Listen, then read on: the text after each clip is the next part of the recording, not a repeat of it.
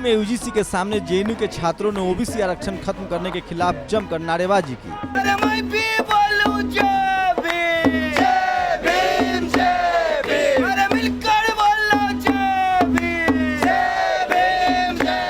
प्रदर्शन कर रहे छात्रों की मांग थी कि विश्वविद्यालय अनुदान आयोग आरक्षण खत्म करने का अपना नया फरमान वापस ले।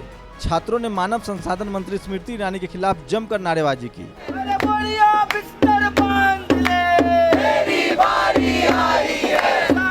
छात्रों का आरोप है कि यूजीसी ने मानव संसाधन मंत्री के इशारे पर ही ओबीसी आरक्षण खत्म करने का फरमान जारी किया है कि ओबीसी कैंडिडेट को एसोसिएट और प्रोफेसर लेवल पे रिजर्वेशन नहीं दिया जाएगा।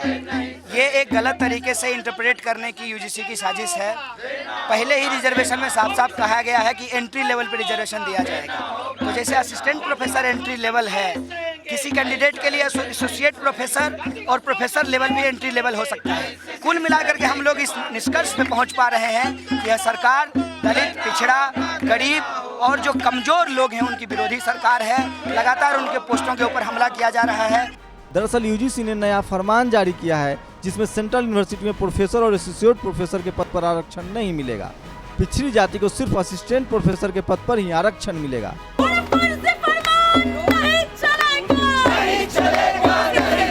इसी से नाराज सैकड़ों छात्रों ने प्रदर्शन किया और फरमान वापस लेने की मांग की। ये लोग जो है ना एक दूसरे पे फेंका फेंकी कर रहे हैं। यूजीसी कहता है कि सरकार कर रही है, सरकार कहती है कि यूजीसी कर रही है। एक सीधा सा सवाल है कि सरकार के बिना निर्देश के यूजीसी कैसे काम कर रही है? अगर यूजीसी कुछ कर रही है, सपोज कीजिए, तो फिर सरकार उस पर कार्रवाई क्यों नहीं कर रही है? हर मामले में ये लोग यही कहते हैं कि ये यूजीसी किया है, सरकार का कोई लेना देना नहीं है। वेद प्रकाश जी कहते हैं, जो यूजीसी के चेयरमैन हैं, कि ये सरकार का मामला है, यूजीसी का कोई लेना देना नहीं है। ये दिग्भ्रमित करने की कोशिश कर रहे हैं, लेकिन इनको पता होना चाहिए कि अगर हम बार बार सड़क पे आ रहे हैं तो एक दिन सरकार को भी सड़क पे ला करके छोड़ेंगे। ये हमारा कमिटमेंट है सामाजिक न्याय को लेकर। प्रदर्शनकारी छात्रों की माने तो केंद्र सरकार आरक्षण के खिलाफ साजिश रच रही है। छात्रों का आरोप है कि ये जानबूझकर किया जा रहा है ताकि वंचित और शोषित समाज मुख्यधारा में न आ पाए। छात्रों ने मोदी सरकार पर आरोप लगाते हुए कहा कि ये सरकार सोशल जस्टिस में भरोसा नहीं करती। देश के प्रधानमंत्री वो पिछड़े वर्ग से आते हैं, सो कॉल्ड उन्होंने बोला है कि वो पिछड़े वर्ग से आते हैं।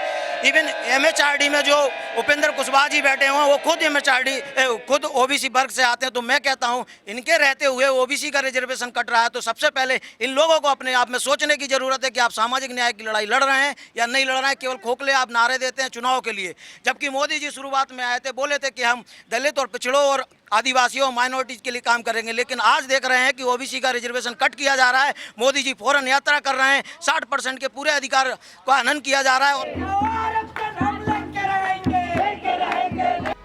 छात्र और मानव संसाधन मंत्री स्मृति ईरानी के बीच लड़ाई बढ़ती जा रही है।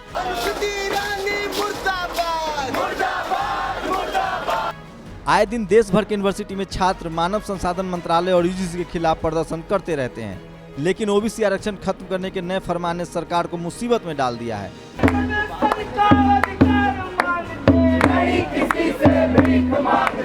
क्योंकि देश की बड़ी आबादी ओबीसी की है, जो इस फैसले के बाद गोलबंद होने लगी है।